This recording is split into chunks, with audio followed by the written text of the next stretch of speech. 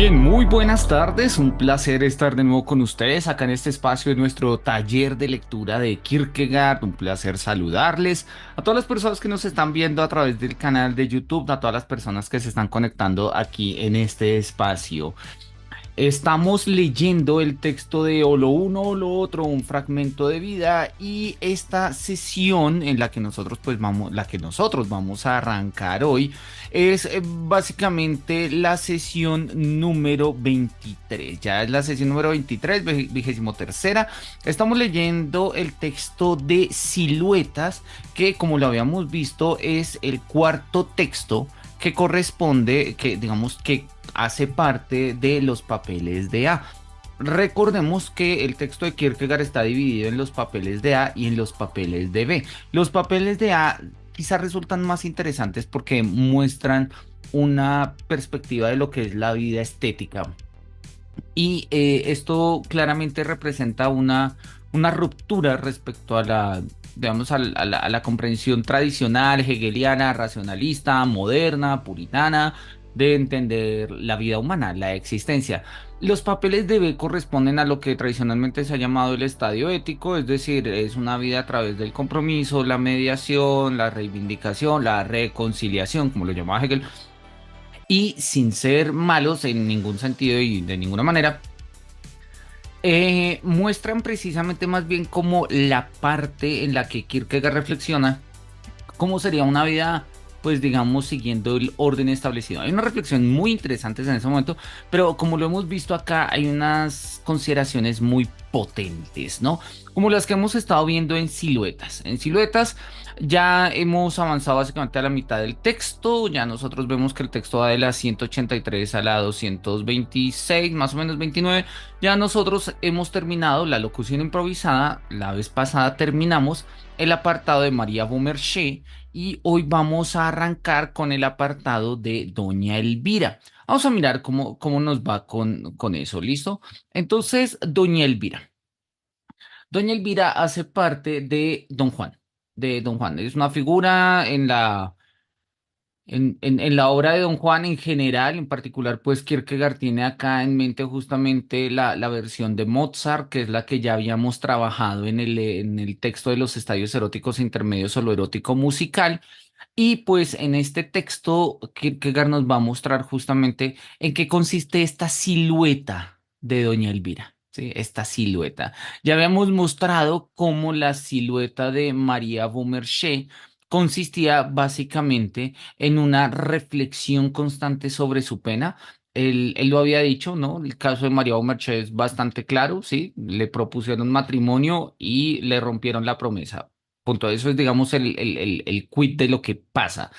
Pero no nos interesa lo que pasa, nos interesa lo que pasa dentro de María Beaumarchais.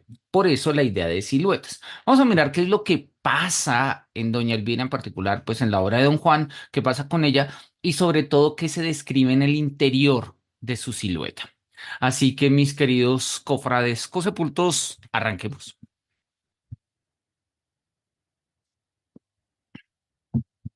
Doña Elvira.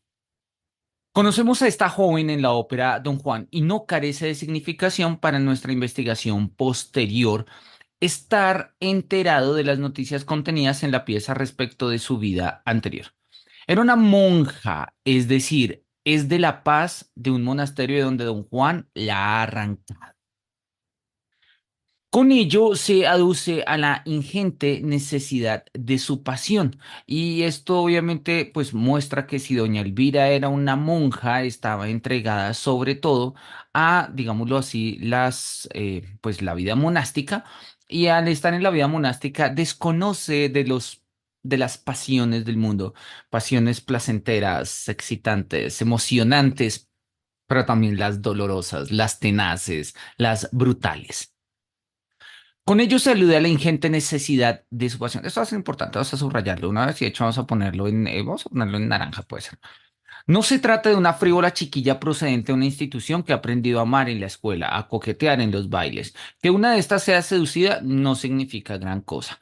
Elvira, por el contrario, ha sido educada en la disciplina del monasterio, aunque ésta no ha logrado destruir la pasión, sino que le ha enseñado a reprimirla y con ello hacerla todavía más impetuosa tan pronto se le permita prorrumpir. Y bueno, de hecho esto es una tesis profundamente psicológica, si se quiere, hasta freudiana. ¿Sí? Las pasiones reprimidas prorrumpen. Las pasiones reprimidas prorrumpen. ¿Sí? El punto de reprimir una pasión es simple y llanamente eh, retenerla como un dique que no aguanta su propia presión hasta que pues la va a romper. Y esto es algo común que va a pasar en el contexto, digamos, en la filosofía de Kierkegaard, en el contexto de su obra. Y va a pasar, o digamos, se va a escribir en general cuando veamos en su momento mucho más adelante cómo la pasión de la fe o cómo la fe es una pasión. En el caso de Abraham tiene sentido esto, ¿sí? Porque Abraham no puede reprimir su pasión, Abraham cree y su pasión es creer, ¿no? Mm, es una consideración un poco curiosa, sobre todo porque nosotros tenemos una comprensión de la fe como don e incluso algunos como virtud. La lectura kierkegaardiana de la fe es de pasión. Y, oye, eso cambia las perspectivas. Eso cambia las perspectivas. Vamos a ponerlo acá, la pasión. Ella es una presa segura para don Juan. Él sabrá cómo traer hacia afuera la pasión salvaje, incontrolable, insaciable, que solo ha de ser satisfecha en su amor. En él, ella lo tiene todo. Y lo pasado no es nada. Si lo abandono, lo pierde todo. También lo pasado. Ella renunció al mundo que entonces se plasmó en una figura a la que no puede renunciar, y esta es don Juan. A partir de ese momento, ella renuncia a todo para vivir con él. Cuanto más significativo es aquello a lo que renuncia, más rápidamente va apegándose a él. Y eso aplica no solamente a doña Elvira, sino en particular a todos los aspectos de la vida humana. Cuanto más significativo es aquello a lo que renuncia, más rápidamente va apegándose a él. Cuanto más aprisa lo abrace, más terrible habrá de ser su desesperación. Nada tiene importancia para ella, ni en el cielo, ni sobre la tierra, salvo don Juan. En la pieza, Elvira nos interesa en tanto en cuanto su relación con Don Juan tiene importancia para él. O sea, a Don Juan sí le importa su relación con Elvira. Si hubiese de sugerir en pocas palabras lo que ella significa para él, diría que ella es el destino épico de Don Juan. El comendador es su destino dramático. En ella reside un odio que irá tras Don Juan hasta el último rincón, una llamarada que iluminará el escondite más oscuro. Y si aún así ella no lograse descubrirlo, en ella reside un amor que le permitirá dar con él. Ella es partícipe con los demás de la persecución de Don Juan. Pero me decía yo, imagina que todos los poderes fuesen neutralizados, que las aspiraciones de sus perseguidores se hubiesen suprimido las unas a las otras, de modo que Elvira fuese la única próxima a don Juan y que él se entregase a su merced. Entonces el odio sería un arma en sus manos para matarlo, pero el amor de ella lo impediría. No por compasión, pues para eso ella es demasiado grande. De este modo, ella lo mantendría siempre en vida, pues si le diera muerte, se la daría a sí misma. Es decir, que si en la pieza no hubiese más fuerzas en movimiento en contra de don Juan que Elvira, no acabaría nunca, pues Elvira impediría incluso que el rayo, de ser esto posible, no le tocase, para así vengarse, aunque ella no lograría nunca vengarse por sí misma. Listo, bueno, más adelante nos va a contar un poco la anécdota de la obra y vamos a entender qué es lo que está pasando con Elvira y don Juan, pero la premisa es clara y creo que acá entendemos. Elvira ama a don Juan quizás de manera únicamente parangonable con la manera en que lo odia. Bueno, la razón es porque pues lo pierde y bueno, tampoco lo tuvo. Bueno, es algo que habría que mirar un poco en la obra, pero claramente es esto. Nosotros vemos y recordamos en la obra a don Juan literalmente le cae un rayo, ¿no? Bueno, hay distintas versiones, la de Tirso Molina, la de Molière, la de Mozart, etcétera, ¿no? La de Kierkegaard, que tiene ahí como su propia versión. Y la forma que nos presenta acá Kierkegaard es una forma en tensión, es una forma en tensión, donde básicamente lo que nos va a mostrar es que doña Elvira no puede dejar de amar a Don Juan, pero tampoco puede perdonarlo, pero tampoco puede perdonarlo. Entonces, ese es justamente como una de estas tensiones que se establecen y acá es donde la silueta de Doña Elvira se va a volver profunda, porque Doña Elvira es fundamentalmente contradicción. Y oye, pues es algo que vamos a mirar cómo funciona en el contexto, ¿listo? Vamos a anotarlo acá, anotémoslo, vamos a anotar como Elvira, bueno, Doña Elvira, para que quede así, como una contradicción. Y yo creo que si de la misma manera en que María Beaumarchais nos mostraba precisamente como estos espacios o estos escenarios del rompimiento, de la resaca, de lo que llamamos la tusa acá en Colombia, ¿sí? De esta ruptura emocional, pues doña Elvira nos va a mostrar precisamente estas contradicciones que constituyen el entorno oscuro de una silueta. Entonces, bien, vamos a seguir acá. Veo que se acaban de conectar. Sebastián, un gusto saludarte. ¿Cómo estás? Gusto que estés por acá. ¿Cómo te va? No sé si me puedas escuchar o no. Espero que sí. Supongo que deberías poderme escuchar.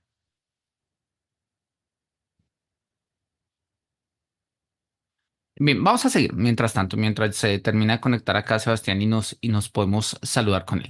Dice, este es el sentido en que interesa la pieza, pero aquí nos preocuparemos solo de su relación con Don Juan en la medida en que ésta significa algo para ella. O sea, habíamos dicho, me interesa, entre todas las figuras entre todas las figuras de la obra, me interesa Doña Elvira, porque a Doña Elvira le interesa Don Juan. O sea, Don Juan tiene un interés específico en Doña Elvira. ¿Y cuál es el interés específico? Pues esta pasión reprimida. Pero no nos interesa porque Doña Elvira le interesa a Don Juan. Nos interesa Doña Elvira, porque esto es un ejercicio de siluetas y siluetas femeninas, como lo hemos dicho desde el comienzo, ¿no? Entonces, Elvira es el objeto del interés de muchos, pero de modos diversos. Don Juan se interesa por ella antes de que la pieza comience. El espectador la honra con su interés dramático, pero nosotros, amigos de la pena, nosotros la seguimos, no solo hasta la travesía más cercana, no solo en el instante en que entra en escena, no, nosotros la seguimos a lo largo de su solitario camino. ¿Sí? Nosotros, cofrades sepultos, amigos de la pena, ¿sí? Nosotros vamos a seguir a Doña Elvira a lo largo de su solitario camino. ¿Y por qué su camino va a ser solitario? Bueno, vamos a mirar. En suma, don Juan ha seducido a Elvira y la ha abandonado. Ya, ese es como el quid del asunto. Algo parecido a lo que pasó en María Beaumarchais, ¿sí? Donde le habían propuesto matrimonio y luego le rompieron la promesa. Algo parecido va a pasar con doña Elvira, ¿no? Don Juan promete estar con ella y pues luego no está. Eso pronto está hecho, tan pronto como un tigre puede tronchar un lirio. Si solo en España se cuentan 1003, de ellos se deduce fácilmente que don Juan está premiado. Y además, se puede hacer un cálculo aproximado de la rapidez del movimiento. Don Juan la ha abandonado. Pero no hay entorno en cuyos brazos ella pueda caer desfallecida. No ha de temer que el entorno la rodee estrechándole en exceso, pues es seguro que le abrirá las rejas para facilitar su partida. No ha de temer que alguien quiera disputarle su pérdida, más bien que haya alguien que quizás se dedique a ponérsela en evidencia, que quizás se dedique a ponérsela en evidencia. Ella se queda sola y abandonada. Y ninguna duda la tienta, a diferencia de María Beaumarchais, ¿no? Está claro que él era un impostor y que se lo ha arrebatado todo poniéndola a merced de la deshonra y la ignominia. Mientras que María Beaumarchais sí oscila entre las dudas, doña Elvira no hay una duda que la tiente. Simple y llanamente, pues está, digamos, está en esta tensión entre el odio y el amor que siente hacia don Juan, ¿sí? Tensión que son polos existenciales que nos acuerdan un poco a estas tesis de Empédocles, del amor y odio como fuentes de la naturaleza. Acá podríamos decir que nuestra naturaleza humana, si queremos hablar de naturaleza humana, o nuestra condición humana, si queremos hablar de condición humana, se estructura polarmente. ¿Sí? En términos de polaridades. Eso va a ser una premisa importante y lo habíamos mencionado acá en otra sesión, cuando lleguemos al texto de la enfermedad mortal, también conocido como el Tratado de la Desesperación, donde Kierkegaard define al ser humano como espíritu, y el espíritu es una tensión que no se resuelve entre el infinito entre el todo y la nada, entre lo infinito y lo contingente, entre la pérdida y la ganancia, y en fin. Entonces, ahí está. Este es como el quid de Doña Elvira. Va a quedar sola y abandonada. Sin embargo, en términos estéticos, esto no es lo peor, pues la salva por un breve lapso de tiempo de la pena reflexiva, la cual sin duda es más dolorosa que la inmediata. Eso ya lo habíamos dicho, pero oye, como es parte de la tesis principal, vamos a recordarlo y vamos a subrayarlo acá en verde. El hecho es aquí indudable y a la reflexión no les dado transformarlo, ora en uno, ora en otro. Una María Beaumarchais bien pudo amar a Clavijo con igual ímpetu, con iguales desenfrenos y pasión. Con relación a su pasión, puede ser totalmente accidental que no haya sucedido lo peor, y ella podría casi desear que sí hubiese sucedido, pues entonces habría habido un final para la historia. Entonces ella habría podido armarse mucho más poderosamente contra él, pero no sucedió. No sucedió. Y ese es quizás como el asunto. Cuando la pasión no logra llegar a un límite, ¿sí? Así sea una pasión que termina siendo una pena inmediata, se termina transformando justamente en una pena reflexiva, en tanto que la pasión todavía puede prorrumpir, ¿no? Acá teníamos el verbo prorrumpir. O sea, en tanto que la pasión todavía puede dar más de sí. Si no logramos llegar hasta estos límites de la pasión va a seguir aumentando, así sea en una situación, digamos, no beneficiosa. ¿Sí? Sería más fácil, y es la propuesta que nos está poniendo Kierkegaard en el caso ambos de María Beaumarchais y de Doña Elvira, sería más fácil que ambas mujeres hubiesen llegado, digamos, hubiesen superado su pena si sus pasiones se hubiesen colmado en exceso. El problema es que no pasó. El problema es que no pasó. Y yo creo que esto es una cuestión existencial muy profunda que nosotros también tenemos, y sobre todo en el mundo actual se ve mucho, ¿no? Nosotros eh, tenemos unas pasiones que de todas maneras nos reclaman el no haberlas llevado al extremo. Eso se llama muchas veces depresión, eso a veces también se llama muchas veces frustración, eso se llama, tiene muchos nombres, podemos verlo de muchas maneras. Y en el fondo tiene que ver con eso, ¿sí? Una decepción por no haber dejado que la pasión llevara su curso. Ahora, ¿habría sido mejor? Difícil saberlo, pero claramente no estaríamos encerrados en una pena reflexiva. Claramente no estaríamos encerrados en una pena reflexiva. El hecho al cual ella se enfrenta es mucho más dudoso. Su verdadera índole será siempre un secreto entre ella y Clavijo. Cuando ella piensa en la fría malicia, en la mezquina circunspección requeridas para engañarla, de modo que todo tuviera un aspecto dulcificado a los ojos del mundo, de modo que ella fuera presa de la concurrencia que dice, vamos, por el amor de Dios, no es para tanto. Cuando piensa en ello, puede sentirse indignada y casi enloquecer pensando en la orgullosa altivez frente a la cual ella no significaba nada y que le ha puesto un límite diciéndole, hasta aquí llegarás y no pasarás. Sin embargo, todo puede explicarse de otro modo, de un modo más bonito.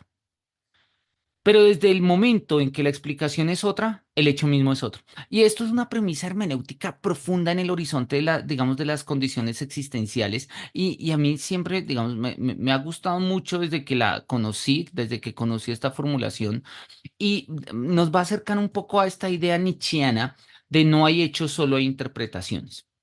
No hay hechos, solo hay interpretaciones. Y ya lo miramos. El resto del párrafo dice, por eso la reflexión se pone a trabajar enseguida y la pena reflexiva es inevitable, que creo que, pues, digamos, en este sentido es claro. Pero expliquemos un poco el alcance filosófico de estas premisas, ¿sí? Cuando Kierkegaard nos dice precisamente, vamos a ponerlo en amarillo, me parece bien, como para hacer el contraste. Todo puede explicarse de otro modo, de un modo más bonito, ¿no? Y en ese momento, no solamente la explicación es otra, sino que el hecho es otro. La reflexión se pone a trabajar enseguida y en ese sentido la pena reflexiva es inevitable. Recordemos un poco las versiones con las que María Beaumarchais había pensado un poco la situación de Clavijo, ¿no?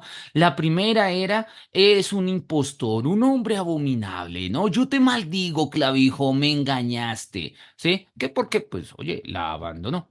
Pero la segunda versión es, no, mira, no era un impostor, lo que pasa es que ya no me amaba, ¿sí? Y me abandonó, pero no fue un engaño, ¿sí? Realmente me abandonó, ¿sí? Pues porque todavía me amaba. La tercera versión que tiene María Omerche es, mira, te amaba, me amaba, pero yo no logré ser lo suficiente para él. Y como no logré ser lo suficiente para él, ¿sí? Pues se fue. Pero oye, si te hubieras quedado, ¿sí? Pues yo podría llegar a ser igual, o yo podría ser igual de bella, yo podría ser lo que tú quieres que yo sea, si te hubieras quedado, ¿no? La última, la cuarta es de, mira, sí, no, definitivamente Clavijo era un impostor, ¿sí? Era un impostor.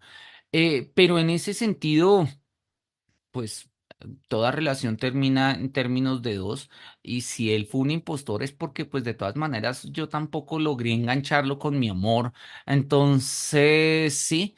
eh, pues al final de cuentas todo se derrumbó y obviamente si se derrumba por un lado, se derrumba por el otro, ¿no?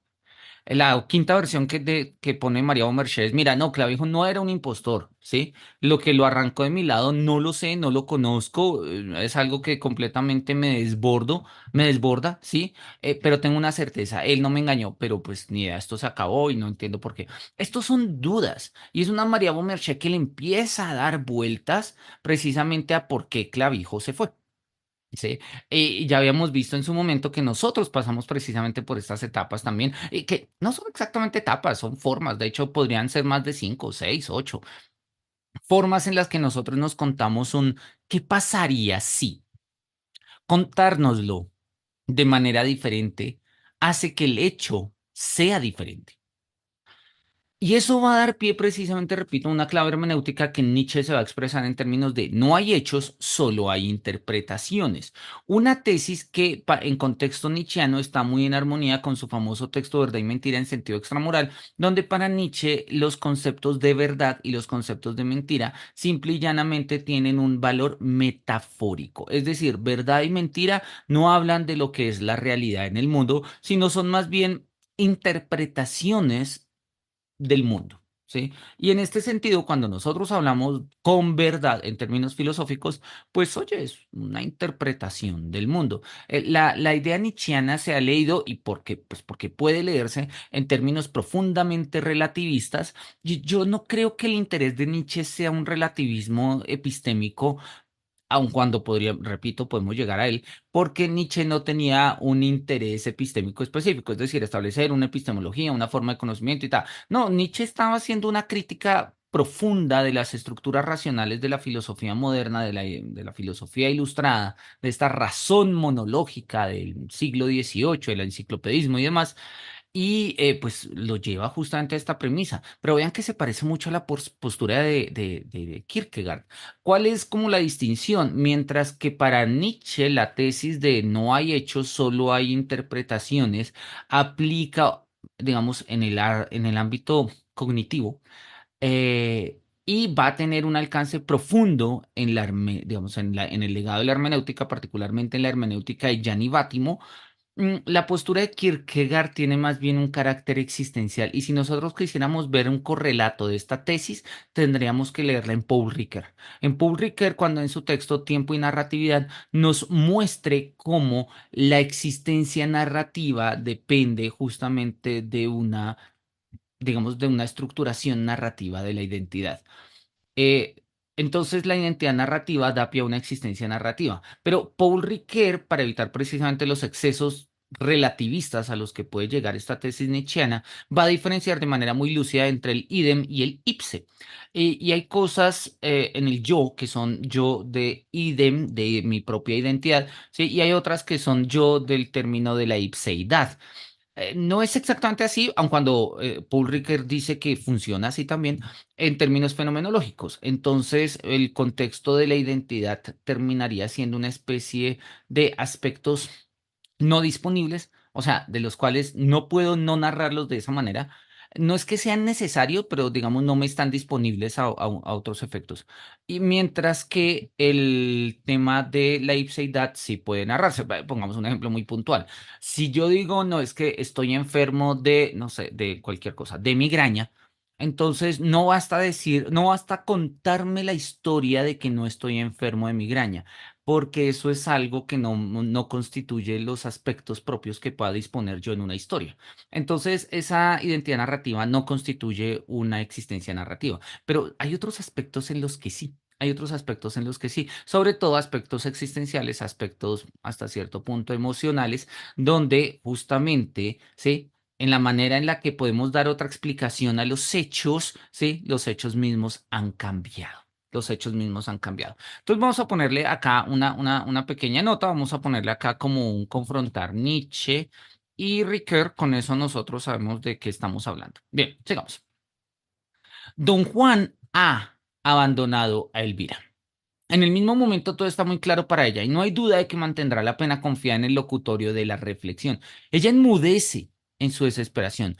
Con un único bombeo de sangre, la pena atraviesa todo su cuerpo y la corriente se precipita hacia afuera como una llama.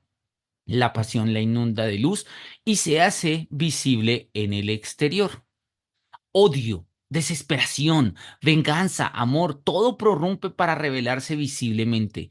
En ese instante es pictórica. En ese instante es pictórica. Por eso la fantasía nos muestra de inmediato una imagen de ella y lo exterior no se hace indiferente. La reflexión al respecto no se vacía de contenido y su actividad no carece de importancia, ya que selecciona y desecha. Si ella misma en ese momento es un tema para la representación artística, es una cuestión muy distinta. Pero cuando menos una cosa es cierta, y es que en este instante ella es visible y puede ser vista. Naturalmente no en el sentido de que esta o aquella Elvira real pueda ser realmente vista, lo cual la mayoría de las veces equivale a decir que no se la ve, sino en el sentido de que la Elvira que nos imaginamos es visible en su esencialidad. En el desborde de la pasión, en el desborde de la pasión, podemos ver a Elvira. Podemos ver a Elvira, ¿sí? Odio, desesperación, venganza, amor, ¿sí? Todo prorrumpe al mismo tiempo y nos permite entender la silueta. Nos permite ver la silueta, nos permite ver la esencia de esta silueta, ¿sí? No de esta, no de tal o cual Elvira, ¿sí? Que pues de pronto no nos dejaría ver. En cambio, la prorrupción de la pasión nos deja ver, porque es una mirada que apunta a la profundidad, porque las pasiones dan profundidad. Eso es tesis de Kierkegaard desde el comienzo. Eso es tesis de Kierkegaard desde el comienzo y la hemos visto desde el comienzo y recordemos cómo lo dice Kierkegaard, ¿no? Cuando Kierkegaard dice precisamente, volvémoslo a mirar, que de hecho es una de las de los diapsalmatas sobre el que siempre volvemos, porque me parece muy interesante, me parece muy interesante. Dice Kierkegaard acá, ¿sí? Dejemos que otros se lamenten de que corren tiempos malos. Yo me lamento de que corran tiempos mediocres, pues están desprovistos de pasión. Los pensamientos son débiles y frágiles como encajes y ellas mismas patéticas como encajeras. Los pensamientos de sus corazones son demasiado mediocres para ser pecaminosos. Quizás si un gusano abrigase tales pensamientos, podría ser considerado un pecado, pero no tratándose de una persona que ha sido creada a imagen y semejanza de Dios. Y más adelante nos dice, vergüenza debería darles. Por eso mi alma retorna siempre al Antiguo Testamento y a Shakespeare. Allí se siente al menos que los que hablan son seres humanos. Ahí se odia y se ama, se asesina a los enemigos, se condena a la propia descendencia y a toda la estirpe. Ahí se peca. Para Kierkegaard, y eso es algo que, de hecho, de eso va a tratar el concepto de la angustia y sobre todo la enfermedad mortal, ¿sí? De cómo la perspectiva del pecado se entiende en términos de condición de subjetividad. Lo que pasa es que nosotros, repito, tenemos una comprensión bastante moralizante del pecado. Y para nosotros el pecado casi coincide con el mal moral. Y oye, mira, está hablando de que se asesina, se condenan, se mata. Sí, obvio, es mal moral, ¿no? ¿Sí? Eso no es que esté bien. Pero para Kierkegaard, Kierkegaard justamente trata de mostrar cómo el mal moral no consiste, o sea, no coincide, no necesariamente coincide con el pecado. Y con ello distancia ética y religión, que es algo que había quedado pegado con Kant, que había quedado pegado con Diderot, que había quedado pegado con básicamente toda la propuesta ilustrada. La tesis de Kierkegaard entonces es simple, pero al mismo tiempo es, digámoslo así, es profunda, ¿no? Y es que la pasión brinda profundidad a la silueta. La profundidad da carácter. La profundidad es la expresión de la tensión existencial entre estos polos. Ahí está la pasión. Y justamente ahí es donde se muestra cómo esta pasión nos constituye. Y si nosotros decimos, oye, no, es que no tenemos una pasión firme, fuerte, sólida, sí, nos diría Kierkegaard, mira, si fuéramos gusanos, sí, pues podríamos vivir así. Pero la vocación humana es una vocación pasional. Oye, lo dice desde la estética. Pero vamos a mirar que la ética también tiene una dimensión profundamente pasional. Lo que pasa es que quizás no sea la pasión, claro, una pasión comprometida que dura en el tiempo parecería que se desgasta, pero hay formas de entenderla, hay formas de entenderla. Eso lo vamos a mirar más adelante. Bien, sigamos. Sí, Elvira, nos imaginamos a doña Elvira, ¿sí?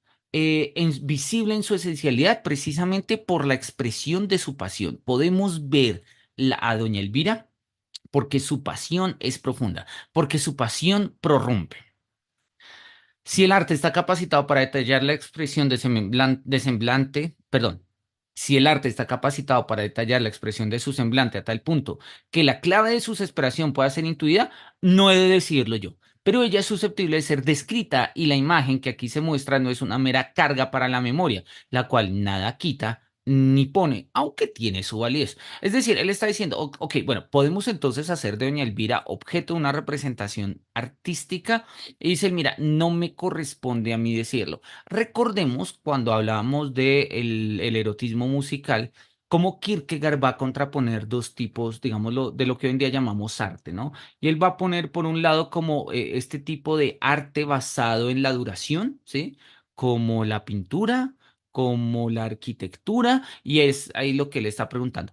Y Kierkegaard había dicho que el erotismo difícilmente encuentra expresión allí porque es que el erotismo es dinámico y el erotismo es móvil. Así que el lugar donde se expresa el erotismo no es ni en la pintura, no es ni en la arquitectura, el erotismo se muestra o en la poesía o en la música. Y justamente esto es lo que está diciendo, mira, podemos hacer un cuadro de Doña Elvira que exprese esto, mira, no sé, podría ser, pero no sé, ¿sí? Pero claramente Doña Elvira como personaje pasional tiene un lugar preponderante en un escenario musical como pues la obra de Don Juan. ¿Y quién no ha visto a Elvira? Era una mañana, temprano, cuando me decidí a dar un paseo a pie por uno de los románticos parajes de España.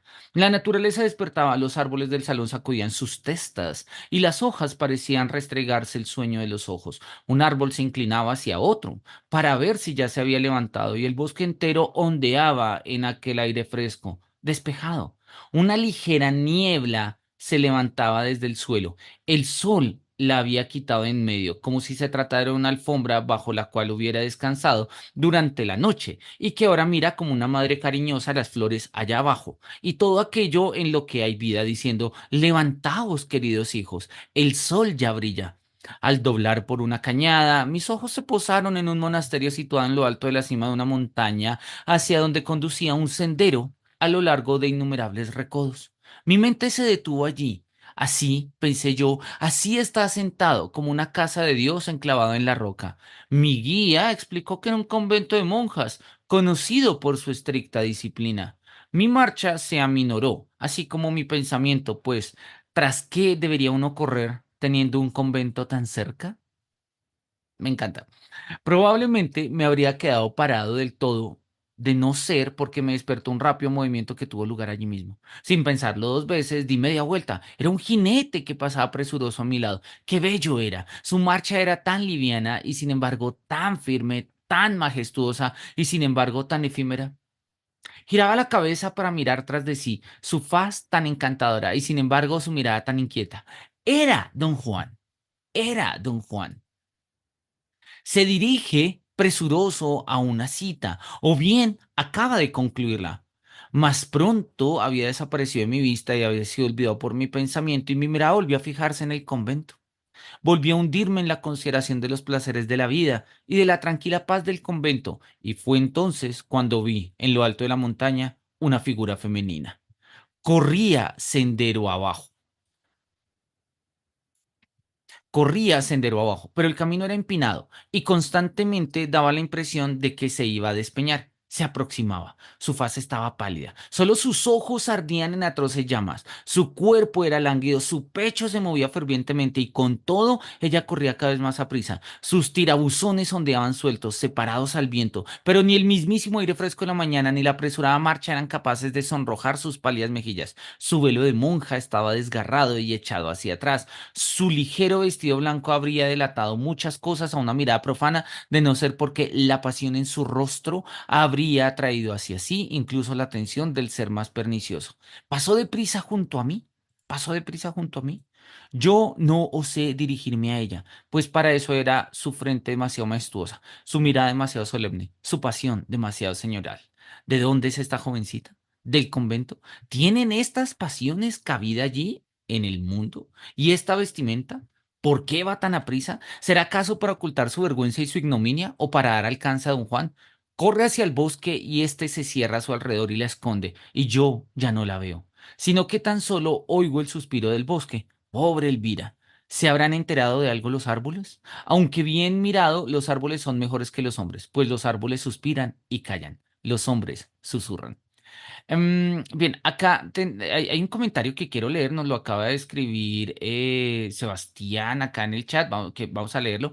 Dice, a mí me parece fascinante cómo lo que dice Kierkegaard con una prosa vigorosa lo muestra en mayúsculas Joyce, casi que con un cinismo despiadado. Toda esta forma de entender la traición está atravesada en la obra de Joyce de cabo a rabo, desde aquella obra de teatro Los Exiliados, donde cada cual tiene su versión de los hechos y por tanto sus hechos, hasta los muertos y Ulises, claramente. En cada ocasión se reflexiona de forma distinta sobre la traición y por tanto sobre el mal mismo, entiendo, el amor mismo y la pena misma.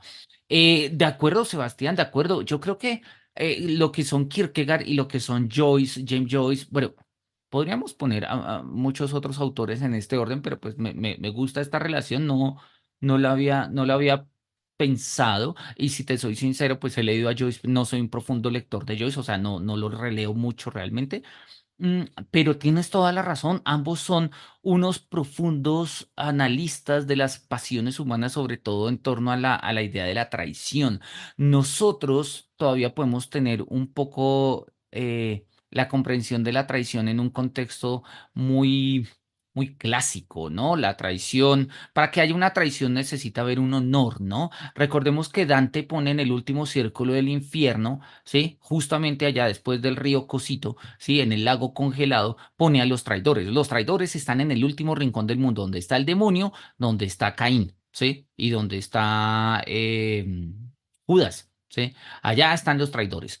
Y nosotros podríamos considerar que la traición, digamos que corresponde como a un elemento de la literatura clásica que habla de una experiencia humana clásica. Y si bien es cierto, ello lo único que evidencia es cuánto nos falta entender a nosotros hoy en día lo que significa humanamente la traición. Nosotros muchas veces nos sentimos traicionados, ¿sí? En contextos de deslealtad, en contextos familiares, en contextos laborales, sobre todo nuestras relaciones laborales están llenas de unas traiciones jurídicamente permitidas, pero que son traidores, traiciones profundas, son traiciones profundas. Me queda la referencia y, oye, y te la agradezco de verdad. Creo que vale la pena volver sobre los textos de Joyce nuevamente. Vale la pena volver sobre ellos. Voy a sacarle un rato y oye, voy a ponerme también a escribirlos. Si nos quieres comentar algo de esto, puedes abrir el micrófono y charlarlo. O si nos quieres comentar algún otro libros, pues como para referirlos acá, me parecería muy, muy interesante.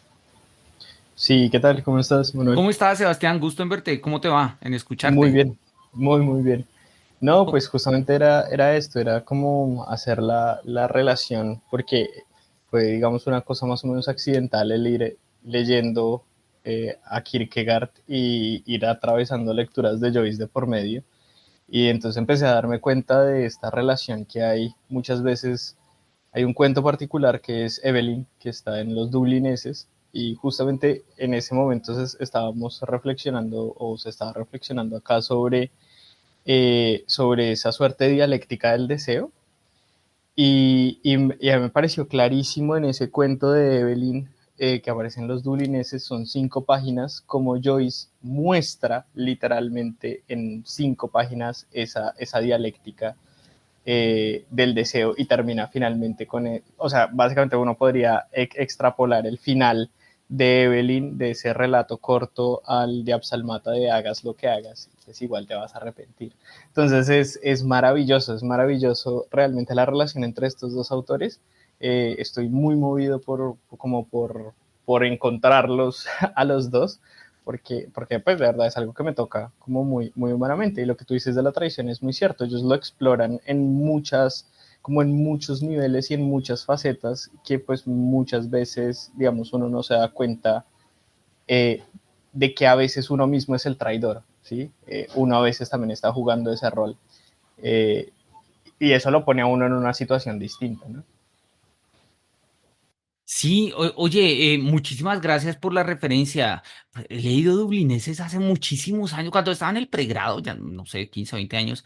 Tengo que volver, repito. Y ya con la referencia de Evelyn, me llama poderosamente más la atención, sobre todo porque creo que hay una reflexión de lo femenino que se está estableciendo acá, que valdría la pena traer a colación precisamente para dinamizar una cantidad de nuestras discusiones actuales. Muchísimas gracias, Sebastián, por esta referencia. Muchísimas gracias por estar acá. Siempre bienvenido. Este también es tu espacio. Qué pena la vez pasada se nos complicó un poco la conexión, pero bueno, acá estamos y la idea es que pues vamos a seguir, pues bueno, seguimos leyendo Kierkegaard, ¿sí?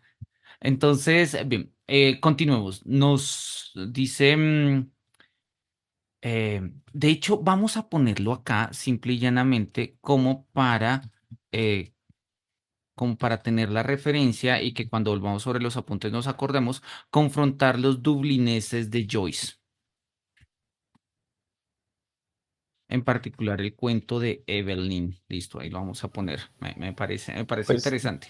yo diría que para este fragmento, tanto Evelyn como el relato final de los muertos, ¿no? Creo que es súper importante ese momento en el que también me parece muy interesante, también tiene mucho que ver con esto de lo ético musical, y bueno, también con esto de siluetas, porque en aquel relato de los muertos, bueno, se nos cuenta una escena muy cotidiana y hay un momento en el que, movido por una canción, un hombre pues recuerda más o menos toda la historia de amor que le tiene a su esposa y sale muy como embelesado y romantizado y entonces le pregunta a su esposa como, oye, o sea, ¿te acuerdas cómo te gustó la canción? Un poco esperando que ella le diga, sí, nuestra historia de amor y tal. Y ella le dice, sí, me recuerda a un amante que murió velándome en la ventana. Entonces, el, el cambio es absoluto, ¿no? El cambio que muestra y el flujo de conciencia, obviamente el monólogo final, que es completamente conocido por todos, pues es muy bonito y tiene todo, o sea, tiene todo que ver con esto, tiene todo que ver con cómo vamos reflexionando siempre la pena desde distintas perspectivas y cómo una sola pieza nos puede mover desde muchas perspectivas, ¿no? Ujú. Oye, mira, si estaba buscando acá en internet el índice de dublineses, me apareció en Wikipedia. Y sí, claro, pues mira, acá valdría la pena tener en cuenta, obviamente, pues esto, Evelyn, que es el que nos estás mencionando. Una joven abandona sus planes de fugarse con un marinero. Y el de los muertos, me dijiste que está, pero no lo puedo cerrar, no lo puedo mover. Ah, ya lo puedo mover acá. El de los muertos, ¿no? Gabriel Conroy acude con su mujer a una celebración en casa de sus tías al final de la noche. Tras una revelación sentimental de su mujer, la que nos acabas de mostrar, medita sola sobre el sinsentido de la vida. Con más de 15.000 palabras, este cuento también ha sido considerado novela corta. Fue llevado al cine en el 87 por el director John Huston. Mira, eso sí no sabía que había una versión fílmica de este cuento. John Huston, no lo reconozco realmente. Fue director, guionista, actor de El Halcón Maltés, El Tesoro de la Sierra Madre, The African Queen, creo que la vi, sí. The Man Who Will Be King. Bueno, no lo tengo acá muy presente, pero oye, interesantísima la referencia. Definitivamente voy a buscar ahora en un rato los dublineses, deben estar por ahí en alguna parte de la biblioteca. De hecho, creo que la tengo, es en la de allá. Y voy a echar una mirada. Hoy no me acuesto sin leerme Evelyn que quedé completamente quedamos conectados sobre todo porque estamos mirando estas historias, ¿no? Ya hemos mirado la historia de Antígona, ya vamos con María Beaumarchais, estamos ahorita con Doña Elvira y creo que va en sintonía de todo esto. Nuevamente, gracias, Sebastián, por aportarnos a este espacio con tus valiosos comentarios. Bien, entonces sigamos acá con Kierkegaard. Kierkegaard dice, mira, ya en este primer momento Elvira, o sea, recordemos, ¿no? Lo que acabamos de leer es cómo él fantasea, obviamente es un poco, y lo dice acá, además porque me gusta cómo lo dice, sí, ¿quién no ha visto a Elvira? Sí, o sea, como obvio, todos hemos visto a Elvira, pero Elvira resulta visible en la medida en que nosotros, pues, veamos justamente el prorrumpir de esta pasión. Si no, pues esta Elvira tal vez no haya sido realmente vista, ¿no? No en el sentido de que esta Elvira real pueda ser realmente o vista o no. La Elvira que nos imaginamos es visible en su esencialidad. ¿Y quién no ha visto a Elvira? ¿Quién no ha visto a Elvira? De todas maneras, todo, de una u otra forma, todos hemos visto a Elvira. ¿Sí? Es un poco como la formulación. Y lo dice, mira, yo la vi, ¿sí? Estaba en España, ya, obviamente es una formulación poética, ¿no? Yo estaba en España y pues iba caminando y vi un convento y vi un jinete y era Don Juan, ¿sí? ¿A dónde iba? ¿De dónde venía? ¿Qué pasaba? Y del convento bajaba una figura femenina corriendo, ¿sí? Con una pasión en su rostro inalterable y no me atreví a interrumpirla, no me atreví, ¿sí? A interactuar con ella, simplemente la dejé pasar y pues ahí está, yo la vi, ahí iba, Elvira, ¿sí? Y dice, listo, ya en este primer momento Elvira permite ser representada y por más que el arte en el fondo no pueda hacerse cargo de ello, porque sería complicado encontrar una unidad expresiva que además contuviese la multiplicidad de todas las pasiones, el alma reclama verla. Esto es lo que he intentado sugerir con la pequeña imagen que he esbozado más arriba. Justamente no era mi intención representarla, sino que pretendía sugerir que era pertinente que se la describiese, que no se trataba de una lunática ocurrencia por mi parte, sino de una válida exigencia de la idea. Con todo, este no es más que un primer momento, y por ello debemos seguir a Elvira aún más lejos. ¿Sí? Entonces, me gusta esto, me gusta cómo lo dice, el alma reclama verla. Uno dice como, ay, mira, ¿sí? ¿Por qué te estás imaginando a Elvira así? Él no lo va a decir desde el comienzo, él no lo había mencionado justamente al comienzo del texto. Él dice,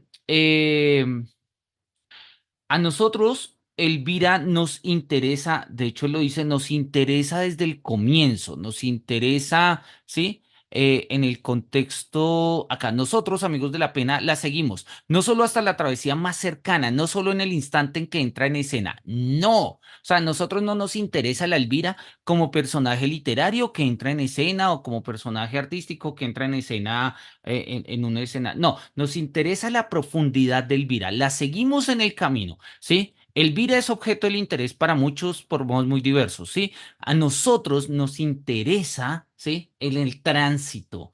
Y por eso vamos a mirarla desde antes. Vamos a mirarla desde antes. Y él lo estaba diciendo ahí, ¿sí? No es simple y llanamente su apariencia en escena y lo que aparece en la obra. Que sobre todo hoy en día en los estudios literarios, bueno, hoy en día no, pero durante mucho tiempo en los estudios literarios se vio así, como que la figura de la obra tenía que verse únicamente en su aparición en la obra. Hoy quizás tenemos una comprensión más amplia, que es la que demanda Kierkegaard y me parece sugerente. El alma reclama ver a Elvira. Nos podría, repito, Kierkegaard dice, mira, me podrían criticar de, ay, ¿por qué esta fantasía tan loca de imaginarte a Elvira huyendo? El alma reclama verla, ¿sí? Pero obviamente esta pequeña representación que hemos hecho no es suficiente, ¿sí? Y por ello debemos seguir a Elvira aún más lejos, ¿sí? El alma exige verla y necesitamos seguir a Elvira aún más lejos. El movimiento que se impone es un movimiento en el tiempo, en el tiempo. Ella se aferra al casi pictórico apogeo sugerido anteriormente a través de la serie de elementos temporales.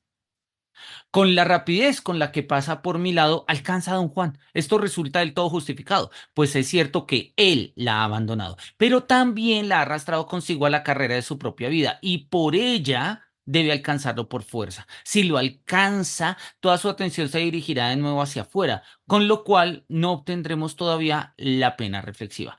¿sí? Porque recordemos que la pena reflexiva siempre es interior. La procesión va por dentro, habíamos dicho, se dice mucho acá en Colombia, ¿sí? Si doña Elvira lo alcanza y lo expresa, ¿sí? Hacia afuera, todavía no hemos llegado a la pena reflexiva, que repito, es un poco lo que nos interesa. Ella lo ha perdido todo, el cielo al escoger el mundo a perder a Juan.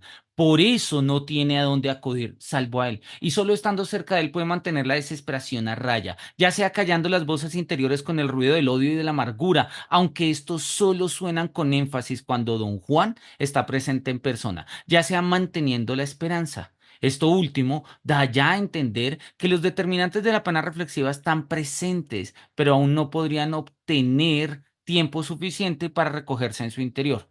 Antes, ella debe llegar al cruel convencimiento, se dice en la adaptación de Cruz. Esto es una adaptación de, pues leamos la nota directamente. Cruz 15, referencia al acto 1, escena 6 de Don Giovanni de Mozart, ¿sí? En la versión pues que se presentaba en Copenhague en 1807, bueno, etcétera, ¿sí? Y vamos acá, crucen.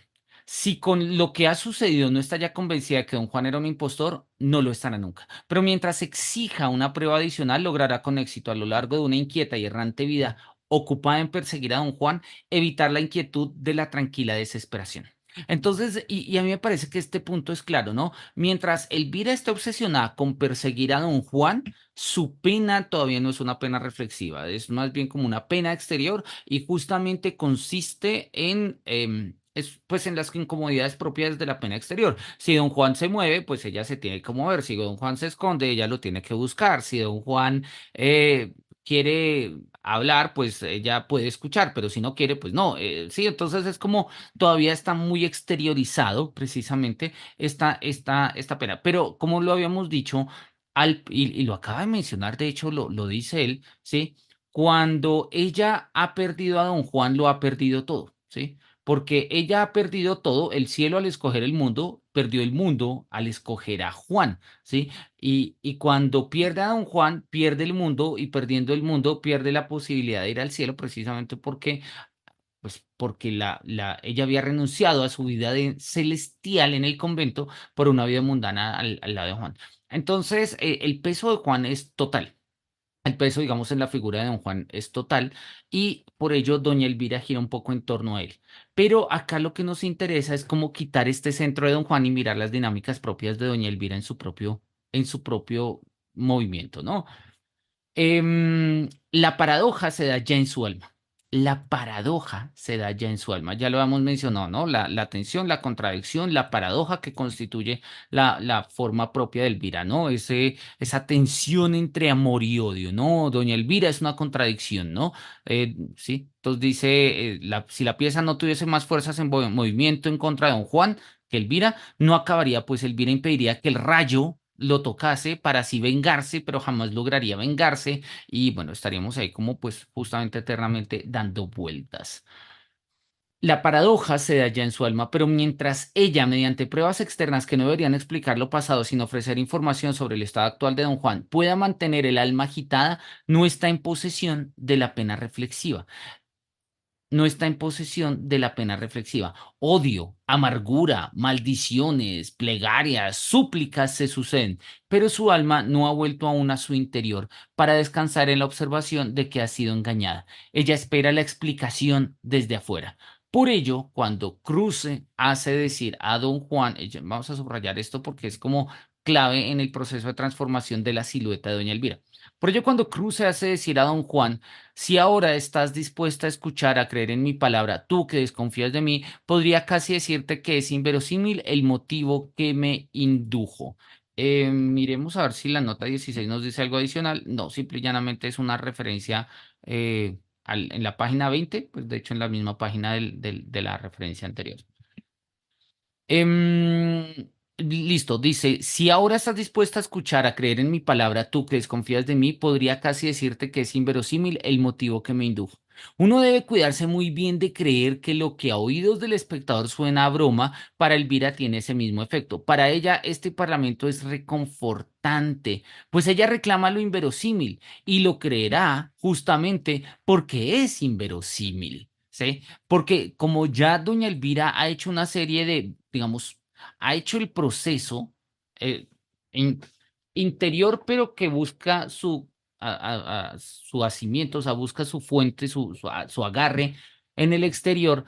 Y ella ya ha hecho un movimiento interior de descartar un poco, bueno, es impostor, no es impostor, me engañó, no me engañó, ¿qué es lo que está pasando acá? Necesito que don Juan me lo diga, ¿sí? Y yo ya agoté en mi pensamiento todas las posibilidades racionales. Así que o me sale con algo muy racional e inverosímil, o no me sale con nada. Y si me sale con ello, pues es consistente, funciona para la pena agitada. No, eso no funciona para una pena reflexiva. Para la pena reflexiva no hay nada más peor que las explicaciones inverosímiles, porque entre más vueltas le damos, más sufrimos. Entre más vueltas le damos, más sufrimos.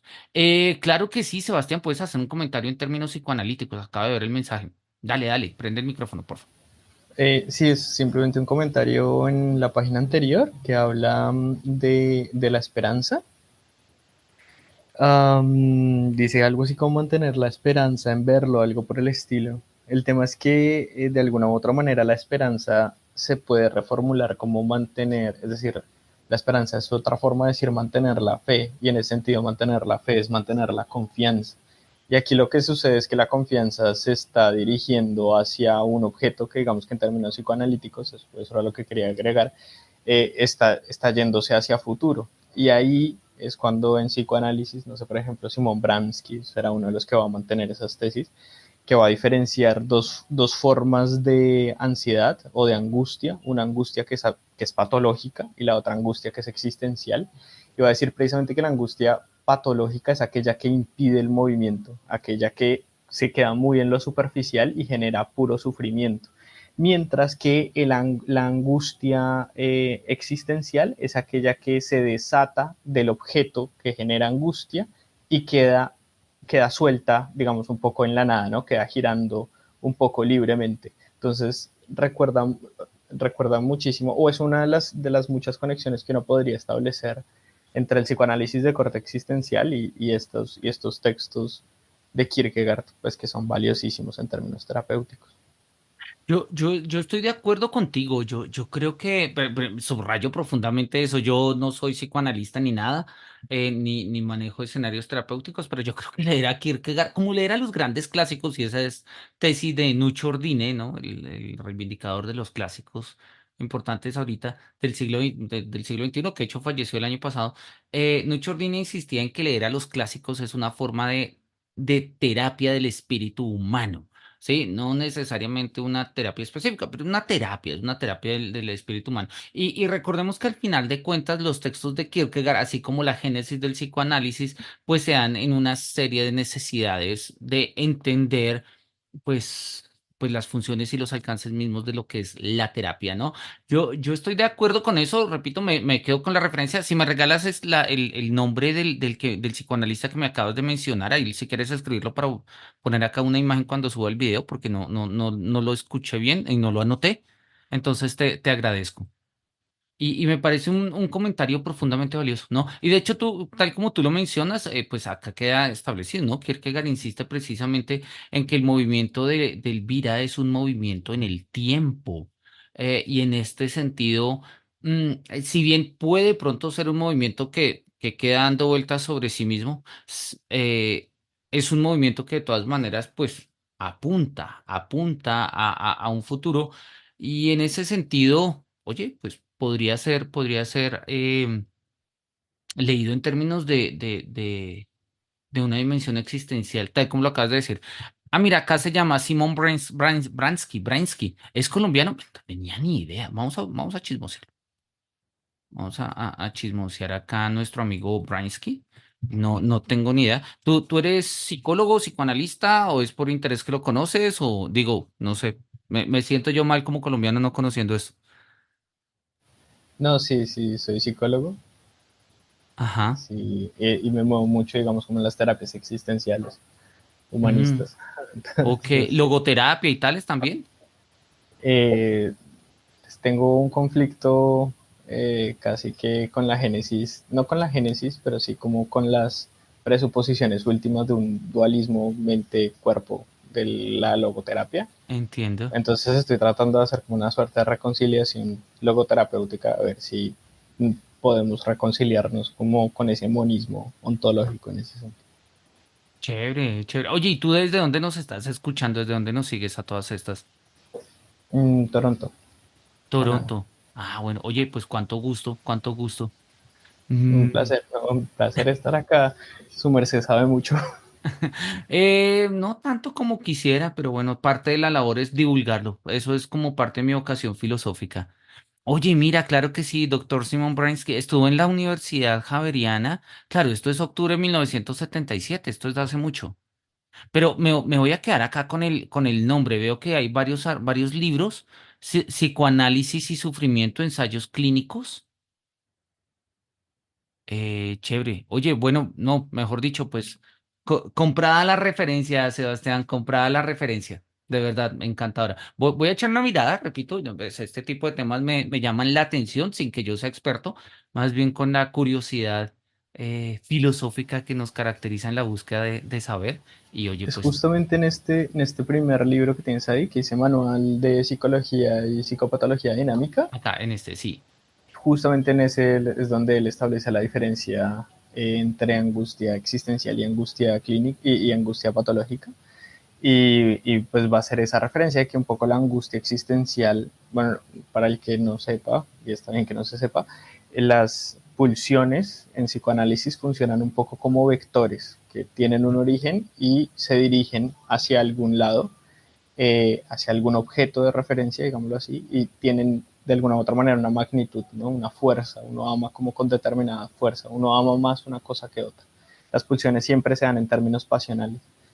Entonces, en ese sentido, lo que dice Simón Bramsky ahí es que cuando la pulsión se queda un poco estancada siempre en el mismo objeto, genera una angustia que es una angustia de sufrimiento, que es un poco lo que muchos terapeutas, porque te lo escuché un poco la vez pasada decir, es lo que muchos terapeutas dicen el sobrepensar, pero en realidad no es que esté mal el sobrepensar, en realidad lo que hay que hacer es desatarnos del objeto para que el pensamiento fluya, digamos, un poco más libremente, para que no estemos reflexionando siempre sobre el mismo objeto, cansinamente sobre el mismo objeto, sino que logremos extender la reflexión sobre otras áreas de nuestra vida. Y ahí ya se vuelve una angustia existencial que moviliza al sujeto hacia algún lado, que siempre es positivo. Oye, buenísima esta referencia, chévere, gracias por la mención. Yo creo que es justamente parte de lo que hemos estado hablando. Y si nosotros volvemos al texto, de hecho, espérate, porque estoy seguro que esto lo habíamos mencionado al final de la sesión pasada. Espérate, volvemos acá al texto. Tiene Sí, que ver correcto. con esto. Dice doña Elvira, acá está, mira, tal cual, mira, lo característico de su pena es como ha sido indicado en lo interior, la inquietud que le impide encontrar el objeto de la pena. Ese es como el cuadro, si me permites la expresión, de María Beaumarchais. Y precisamente es la forma, me gusta como lo acabas de decir, al soltarnos del objeto, ¿sí?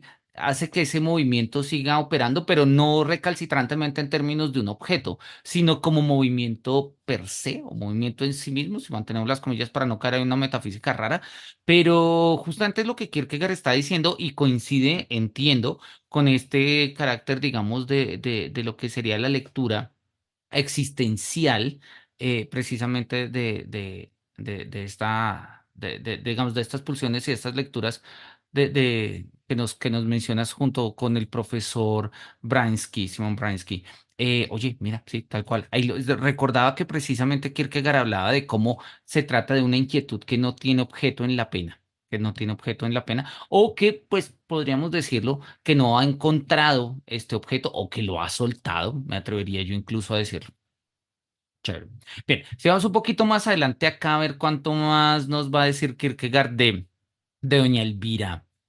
Dice lo siguiente, al permitir que don Juan y Elvira colisionen, estamos ante la elección de dejar que don Juan sea el más fuerte o bien de que lo sea Elvira. Si es él, perdón, si él es el más fuerte, toda actuación de ella no debe tener significación alguna. ella exige una prueba para llegar al cruel convencimiento. Él es lo bastante galante como para no permitir que tal prueba falte, pero naturalmente ella no se convence y exige una nueva prueba, pues lo de exigir la prueba es un alivio y, y la falta de certeza es reconfortante, porque la falta de certeza precisamente abre la posibilidad a una respuesta mejor, a una certeza mejor. Entonces, la falta de certeza es reconfortante si yo tengo la posibilidad de demandar y de pedir esas certezas, ¿sí? No es reconfortante cuando la falta de certeza da en un escenario vacío, da en un escenario vacío. Ella acaba siendo un testigo más de las proezas de Don Juan. Más también podríamos imaginarnos como a Elvira como la más fuerte. Y a mí me encantan estos ejercicios hipotéticos de Kierkegaard, ¿sí? Donde básicamente dice, mira, pasa una cosa, pero podríamos imaginarnos otra, ¿no? Había pasado también, lo habíamos visto con el ejemplo de María Beaumarchais, con el ejemplo de Antígona. Dice, no sabemos que Antígona vivió así y tales, ¿sí? Y fue castigada por su tío Creonte por enterrar a su hermano y tales. Pero, ¿qué pasaría si nos imaginásemos que Antígona supiera exactamente su destino? ¿Cómo viviría Antígona? Nos lo había dicho con María Beaumarchais. Podríamos imaginarnos, si es lo que de una u otra forma se infiere el texto, que después de superar a Clavijo, pues María Beaumarchais se casó y pues, pero ya deja de ser María Beaumarchais, porque Beaumarchais es de Clavijo Beaumarchais. Entonces, pues lo dejamos. ¿Sí? Pero ¿qué pasaría si María Beaumarchais se quedara en su pena y tal, ¿no? Acá no lo vuelvo a poner, ¿no? Podemos pensar a Don Juan como el más fuerte, pero podríamos imaginarnos a Elvira como la más fuerte. Eso sucede raramente, pero, pues, oye, podríamos imaginárnoslo. Esto sucede raramente, pero por galantería hacia el sexo femenino lo consideremos. Ella se encuentra aún donde estaba en su plena belleza, pues es cierto que ha llorado, pero las lágrimas no han apagado el brillo de sus ojos. Y cierto que ha estado apenada, pero no con la pena de la juventud. Y es cierto que se ha avergonzado, pero su vergüenza no ha socavado el poder vital de la belleza. Y cierto que sus mejillas han empalidecido, pero por eso es su expresión todavía más animosa. Y cierto que no con la ligereza y la inocencia infantil, pero avanza con la enérgica firmeza de la pasión femenina. Así es como ella se presenta ante don Juan, lo ha amado más que nada en el mundo, más que a la bienaventuranza de su alma. Ha dilapidado todo por él, incluso su honor, y él le ha sido infiel. Ahora ella conoce solo una pasión, odio, solo un pensamiento, venganza. De este modo es tan grande como Don Juan, pues el hecho de seducir a todas las jóvenes es la expresión masculina de lo femenino que corresponde a dejarse seducir una vez con toda el alma y ahora a odiar o, si así lo preferimos, a amar al propio seductor con una energía que ninguna esposa tiene, ¿sí? O, ¿por qué no? Como lo habíamos dicho antes, las dos, ¿sí? Amar a Don Juan a tal punto de no dejarlo ir, pero odiarlo a tal punto de no dejarlo ir. De esa manera se presenta ella ante don Juan. No le falta valor para desafiarlo. No lucha por principios morales, lucha por su amor. Un amor que ella no basa en el respeto. Ella no batalla para convertirse en su consorte, batalla por su amor. Y este no se contenta con una fidelidad penitente, sino que reclama venganza. Reclama venganza, porque son pasiones profundas. ¿Sí? Como lo estamos mirando precisamente hace un rato, ¿no? No, no, y lo acaba de decir, no se guía por principios morales, no se guía por principios morales, no es como, oye, mira, ya don Juan te pidió disculpas, te dio la excusa inverosímil que tu desesperación estaba buscando.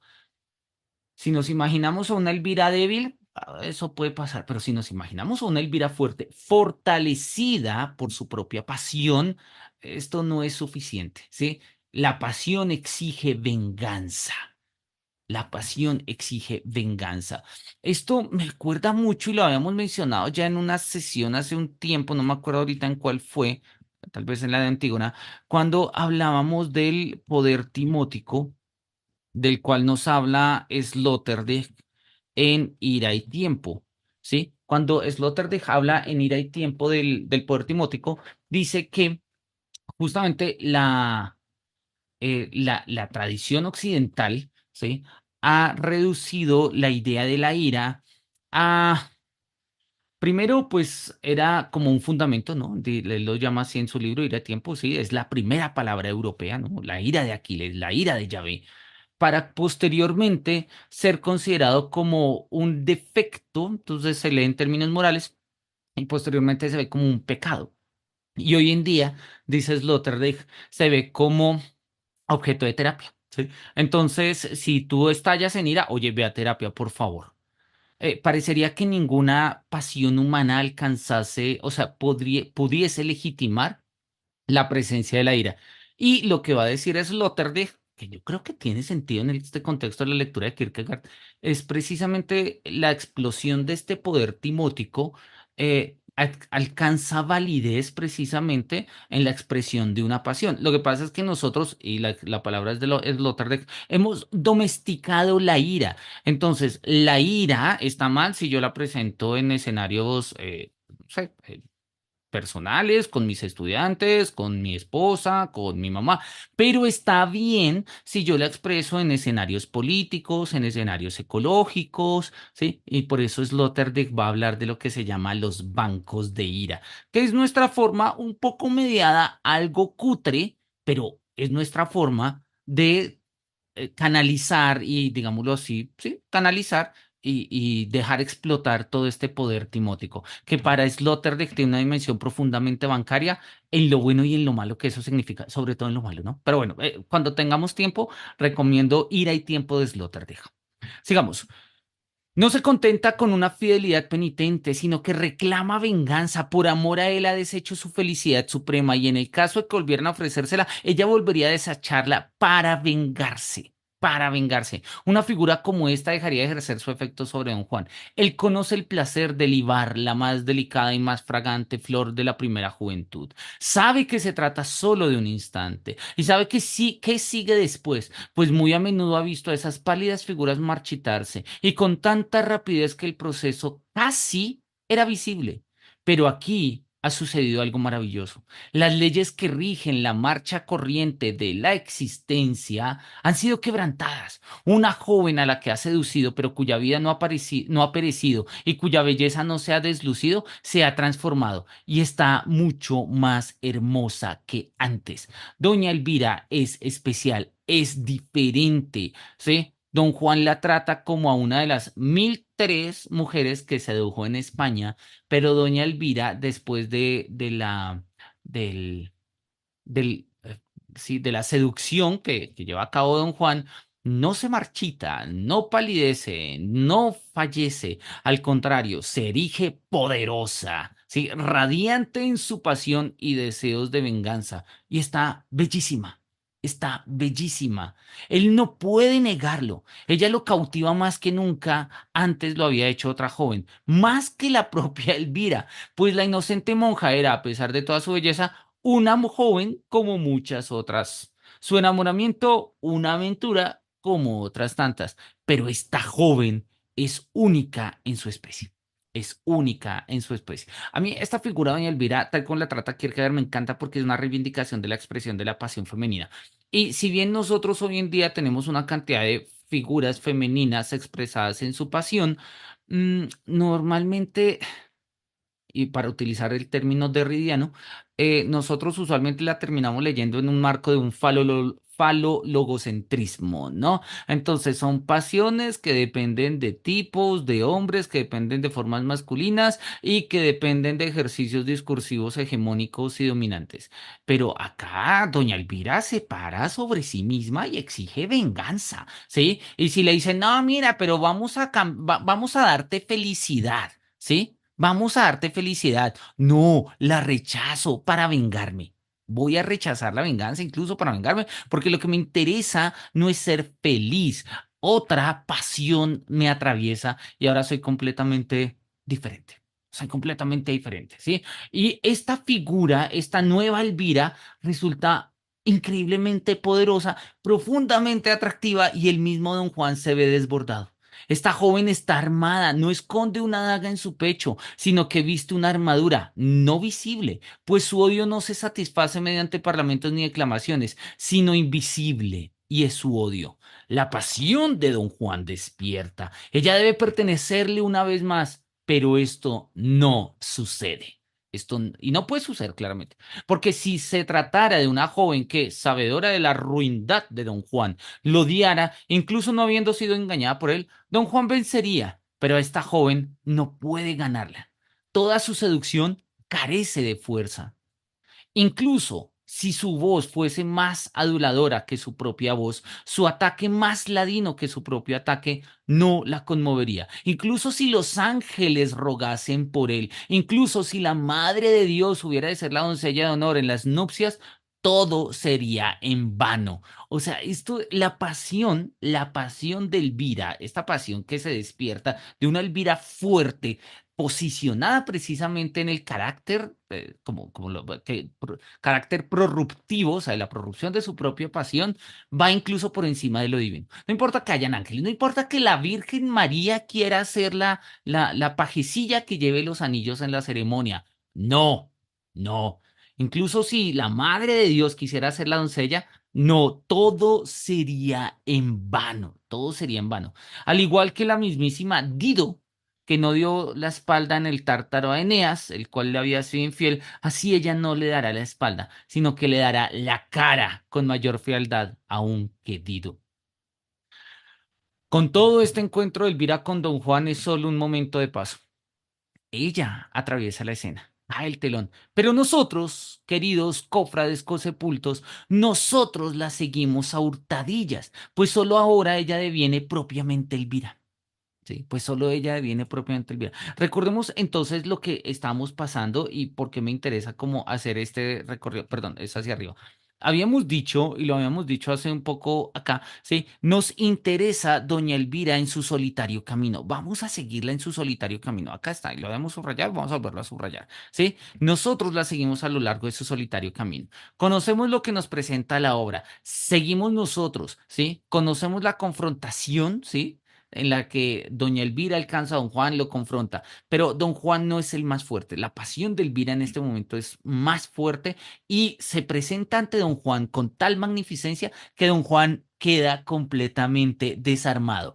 No solamente porque no tenga nada que decirle a Elvira, sino porque ahora la desea de nuevo, desea esta nueva Elvira, pero esta nueva Elvira está completamente lejos de su alcance, ¿sí? Y entonces cae el telón. Pero nosotros seguimos ahí, nosotros seguimos ahí. Mientras se encuentra cerca de don Juan, ella está fuera de sí. Cuando vuelve en sí, se trata de pensar la paradoja. Pensar una contradicción.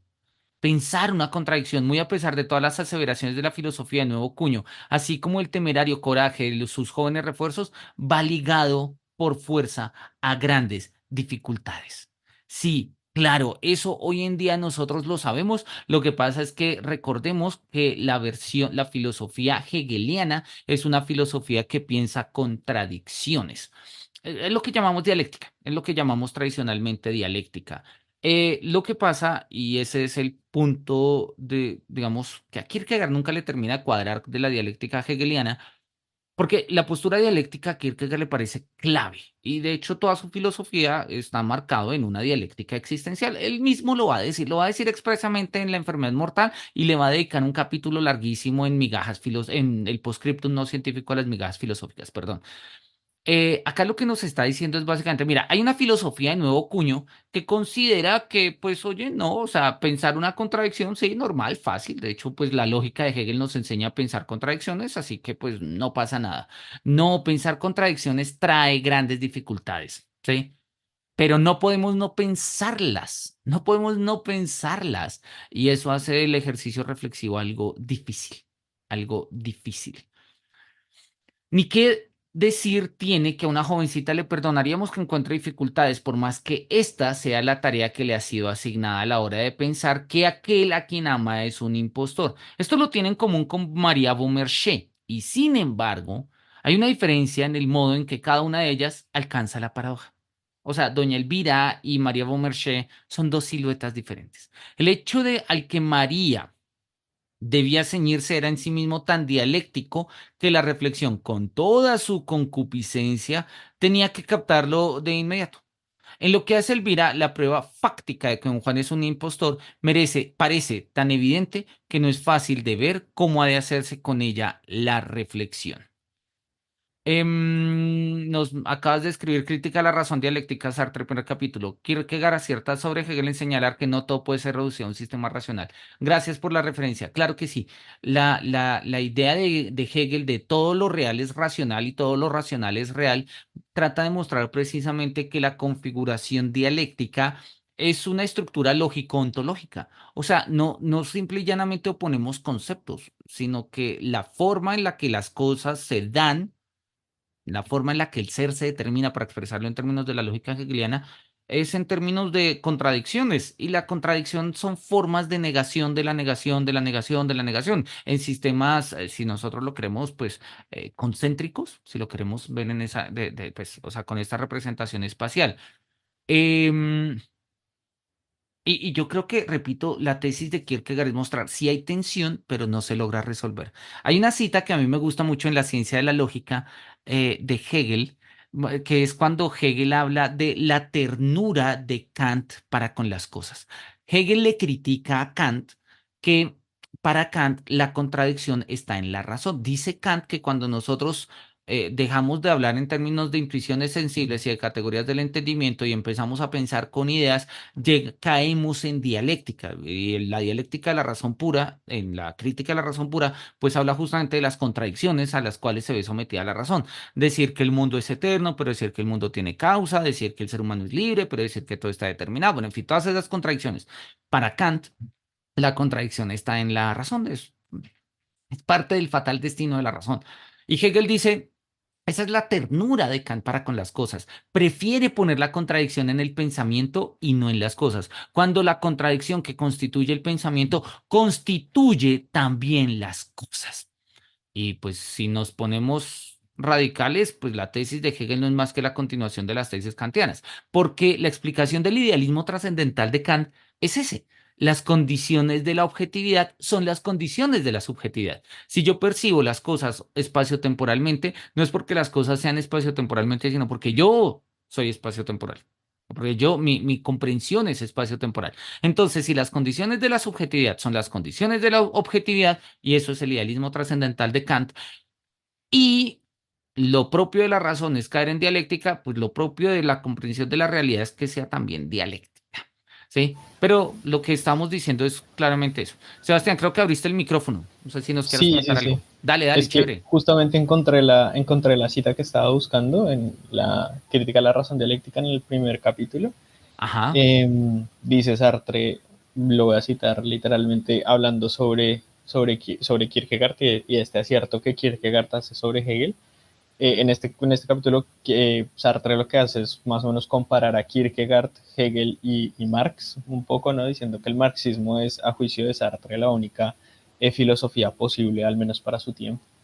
Y sin embargo, rescata a Kierkegaard diciendo lo siguiente: el hombre existente no puede ser aislado por un sistema de ideas. Por mucho que se pueda pensar y decir sobre él, el sufrimiento escapa al saber en la medida en que está sufrido en sí mismo, por sí mismo, y en que el saber es impotente para transformarlo. El filósofo construye un palacio de ideas y vive en una choza. Claro que Kierkegaard quiere defender a la religión sobre Hegel. Y bueno, continúa. Pero era justamente este acierto que me gustaría señalar de Oye, Sartre. muchísimas gracias. Y esa frase es muy, muy famosa y de hecho se ha citado mucho la crítica que le hace Kierkegaard a Hegel de trata de hacer un palacio de ideas, pero el ser humano o él mismo se queda viendo afuera. Es decir, una filosofía que es capaz de explicarlo todo, pero no se explica a sí mismo, ha fallado. Ha fallado como propuesta universalista. Y en algún momento, pero creo que eso fue más bien en una clase y no en uno de estos escenarios, habíamos mostrado cómo lo que en términos de filosofía se llama la tensión entre el pensamiento objetivo y el pensamiento subjetivo, repito, en términos de historia de la filosofía, es algo que constantemente va marcando estas denuncias. Cuando la primera versión que hasta ahora yo he rastreado es la de la crítica de Sócrates a Anaxágoras. Sócrates le dice, no, es que Anaxágoras dice que hay un nous, una inteligencia que organiza el mundo, y uno le dice, ay, chévere, entonces vamos a poder explicar nuestro lugar en el mundo, y pues no, eso no se puede. ¿sí? Y va a ser algo parecido a lo que le va a criticar Pascal a Descartes. Cuando Messier Descartes explica ya en Summa Thesis Universalis, en claridad y distinción y en un método que en 4 pasos es capaz de darle sentido analítico a una realidad, ¿sí? Discreta, pues todo el mundo dice, lo explicamos todo. Por lo menos el mundo físico quedó explicado. Y pues el mundo moral, pues también, porque Descartes también lo explica. Y Pascal se pone a mirar y dice, bueno, pues faltó lo más importante, falté yo, ¿no? O sea, ¿dónde estamos nosotros ahí? Y palabras más, palabras menos pasa esto con Kierkegaard y Hegel. Yo creo que es una tácita denuncia que hace la filosofía precisamente para, digamos, en distintos momentos. Y oye, hay quienes trazan esta línea entre Sócrates, Pascal, Kierkegaard. Hay otros que podríamos meter ahí en esta línea para mostrar justamente como no solamente una dialéctica entre el pensamiento subjetivo y pensamiento objetivo, porque la dialéctica, repito, podemos pensar que la vamos a resolver en términos de ideas, sino más bien verla en términos de una tensión que no se resuelve, una tensión, que es justamente pues es marco y el núcleo de estas tensiones existenciales, pues en las que estamos, de las que estamos charlando. Bien, nos quedan 4 minutos. Yo creo que alcanzamos a leer, no mentira, no creo que alcanzamos a leer más. Vamos a dejarlo ahí porque justamente terminamos con el inicio del párrafo. Justamente cuando él va a hablar de pensar lo que es la contradicción, nos viene un párrafo bastante extenso de 2 páginas y media, y todavía nos quedan un par para terminar, doña Elvira. Pero ya van a ser las 8:30 acá en Colombia. No tengo ni idea qué hora es en Toronto. Entonces, pero pues vamos a dejarlo de este tamaño. ¿Te parece, Sebastián? No sé si quieras comentarnos algo último para cerrar. No, muchas gracias, muchísimas gracias por estos espacios, de verdad que son supremamente valiosos. No, pues son para ti, son para ustedes. Realmente, pues como ya ustedes lo suelo decir, ¿no? Creo que la vocación filosófica es una vocación comunicativa y pues me encanta hacerlo y pues bueno, teniendo un canal de YouTube, oye, ¿por qué no hacerlo? Y creo que es un acto de libertad el podernos, ponernos a leer filósofos del siglo XIX, la talla de Kierkegaard, a veces en un contexto tan acelerado como el nuestro, siguiendo las tesis de Nucho Ordine, vale la pena como ponerle una pausa y volver un poco, ¿no? Muchísimas gracias a ti, Sebastián, por esta compañía. Si puedes, dentro de 8 días, nos veremos a la misma hora. Y pues bueno, también muchísimas gracias a las personas que nos van a ver en el canal de YouTube. Espero que tengan una feliz semana y que los cielos nos miren con su beneplácito. Hasta pronto.